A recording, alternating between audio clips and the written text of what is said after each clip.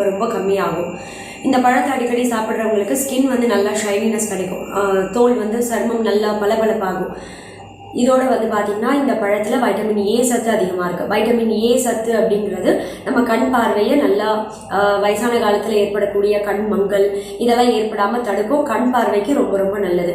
So கண்களை பலப்படுத்தக்கூடிய இந்த vitamin A சத்து அதிகமாக இருக்கக்கூடிய சப்போட்டா பழத்தை கண்டிப்பாக நம்ம அன்றாட உணவில் சேர்க்கணும். வைட்டமின் ஏ சத்து மட்டும் கிடையாது, நார் சத்து கூட இந்த பழத்தில் அதிகமாக இருக்குது.